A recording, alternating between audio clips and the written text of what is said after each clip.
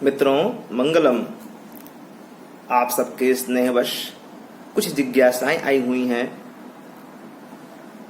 उनमें लोगों ने कहा कि ज्योतिष के अलावा कुछ पूजा पाठ के विषय में आप बताइए। तो उस संदर्भ में आज का विषय है सूर्य अर्घ देने का नियम। हम लोग भगवान सूर्य को जल क्यों देते हैं, जल में क्या क्या सामग्री हो, समय क्या हो और देने की मुद्रा कैसी हो, इन सब विषयों को लेकर के आज मैं आपसे वार्ता कर रहा हूं। यह हम सबको पता है कि सूर्य प्रत्यक्ष देवता है। सूर्य ज्योतिष में आपकी आत्मा, चक्षु, नेत्र, मस्तिष्क हैं। जीवन का विशेष बिंदु भगवान सूर्य के पास है। सूर्य का प्रकाश हम सबके लिए बहुत ही आवश्यक है।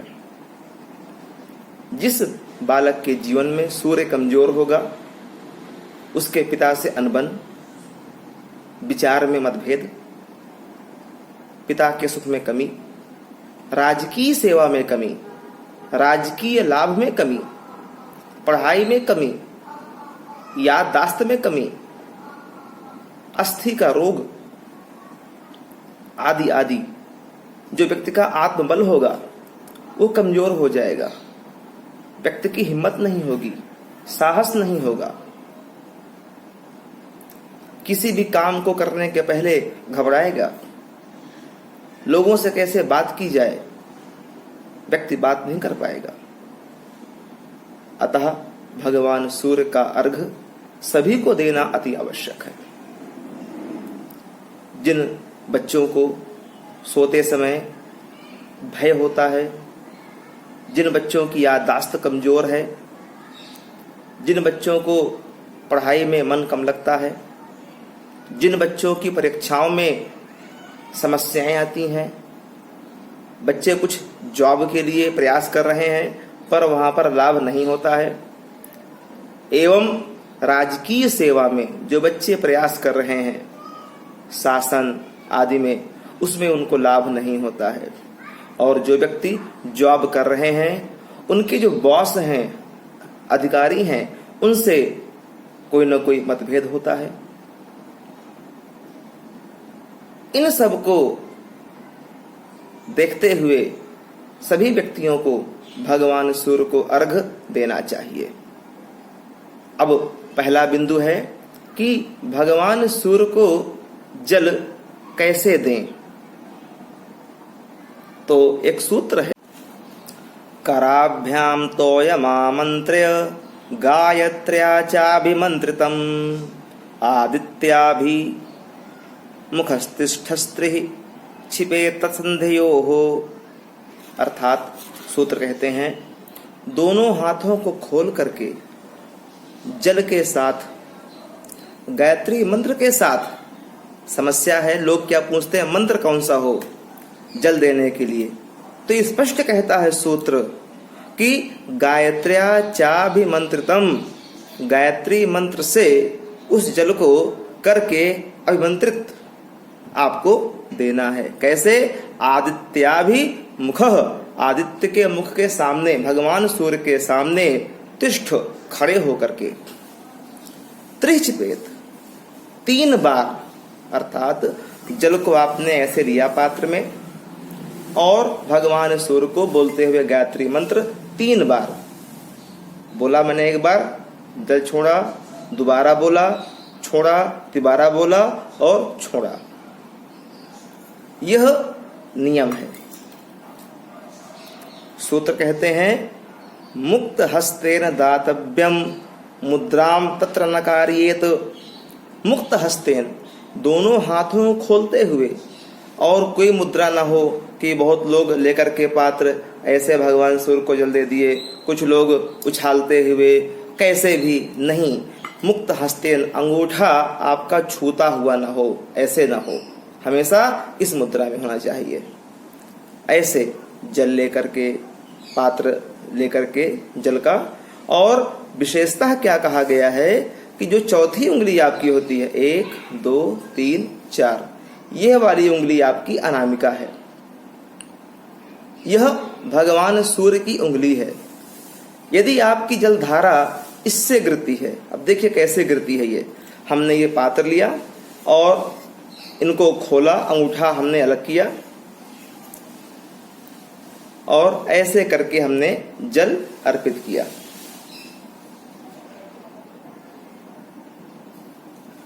यह विधान है। और सूर्य भगवान को जो जल देना है आपको, उसमें सामग्री क्या क्या होनी चाहिए? तो लिखा हुआ है, सूर्याभिमुखस्तिष्ठम गंधाक्षत पुष्पयुक्तानि त्रीण्यार्घानि दद्यात्। अर्थात सूर्य भगवान के सम्मुख खड़े होकर के पात्र में गंध अर्थात रोली, चंदन या हल्दी, जो कुछ आपके पास सुलभ हो, अक्षत चावल, चावल टूटे हुए ना हो, समूचे चावल अक्षत उनको बोलते हैं, पुष्प कोई फूल आपके पास हो, युक्तानि उनको लेकर के 3 बार अर्घ लिखा है, 3 अर्घानी, 3 बार आपको भगवान सूर्य को जल देना है। अर्थात आप समझे कि हाथों खोलते हुए, खड़े होकर के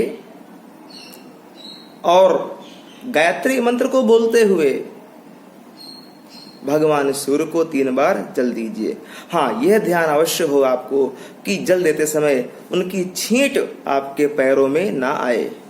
किसी गमले में दें, किसी ऐसे स्थान में दें कि वो जल आपके पैरों में ना आवे। इसका आप विशेष ध्यान दें। अगला सूत्र कि भगवान सूर्य को जल देने का समय क्या है। यह नहीं कि जब मौका मिला हमने उठाया जलपात्र, भगवान सूर्य को जल दे दिया। इसका विशेष समय है उषा काल, जिस समय सूर्य उदय ना हुए हों, पूर्व दिशा में आकाश आभा लाल हो गई हो, सूर्य निकलने वाले हों, आभा लाल हो गई हो, उस समय दिया गया जल श्रेष्ठ होता है, उत्तम फल को देने वाला होता है। इसके पश्चात सूर्य उदय होने के पश्चात 1 प्रहर तक जो होता है, 1 प्रहर उसको बोलते हैं 3 घंटा। आप मान लें मोटा मोटा कि 6 बजे यदि आपका उदय होता है सूर्य का, तो 6 3 9, तो 9 बजे तक आप यदि भगवान सूर्य को जल देते हैं तो मध्यम फल है, तब भी ठीक है, चलिए दे दिया। इसके बाद लिखा है उपरांते अधम, इसके उपरांत दिया गया जल आपका अधम है, वो किसी भी तरह से लाभ नहीं देता है। यह उनके लिए है जिनके पास समय खूब है और आलस्यवश वो विलंब से स्नान कर रहे हैं, विलंब से सभी कार्य कर रहे हैं, उनके लिए है। बहुत से व्यक्ति ऐसे हैं कि जिनकी रात में ड्यूटी है, रात में पढ़ते हैं, उनके पास समय का अभाव है, रोगी हैं, दिक्कत है, अन्य समस्याओं के साथ है। तो इस विषय में हमारे गुरुजी ने एक सूत्र बताया है, प्रायश्चित जल अर्घ देने का नियम। उन्होंने कहा कि 3 बार तो आपको जल देना ही है, लेकिन 9 बजे के बाद आपको देना है जल देना है 4 बार। अर्थात आपने जल लिया 1 2 3, चौथे बार में आपको अपने कान को करना स्पर्श, दाहिने कान को स्पर्श करते हुए चौथा जल आपको देना है। इससे क्या होता है, जो प्रायश्चित आपका है, जो दोष है अधम, वो शांत होता है। भगवान सूर्य को अर्घ देने के बाद भगवान को नमस्कार करना है उनके 12 नामों से। जब आपने भगवान सूर्य को जल दे दिया तो भगवान सूर्य को ध्यान करते हुए उनके 12 नाम लीजिए। मैं वो नाम मैं कह रहा हूं, उसको आप लोग चाहें तो अपने पास लिख करके रखें। ओम मित्राय नमः, ओम रवये नमः, ओम सूर्याय नमः, ओम भानवे नमः, ओम खगाय नमः, ओम पूषणे नमः, ओम हिरण्यगर्भाय नमः, ओम मरीचये नमः, ओम आदित्याय नमः, ओम सवित्रे नमः, ओम अर्काय नमः, ओम भास्कराय नमः। इन नामों से भगवान को नमस्कार कीजिए और जल को अपने मस्तक में, अपनी आँखों में लगाइए। यह कृत्य करने से आपके समस्त दुख व्याधियां नष्ट होंगी, आपके बच्चों का विकास अति उत्तम होगा। एक विशेष वार्ता, मैंने आज तक कभी आप लोगों से नहीं कहा कि हमारा वीडियो शेयर कीजिए, सबको पहुंचाइए, किंतु सबके हित के लिए यह वीडियो सबको बताइए।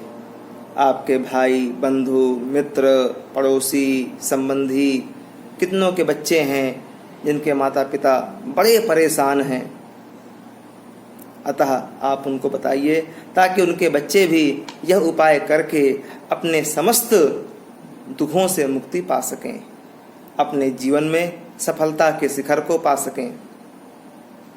मुझे आशा है कि आज का विषय आपको अत्यंत उत्तम लगा होगा और बहुत जल्द मैं एक नवीन विषय के साथ आप सबके सम्मुख आता हूँ। ओम मंगलम।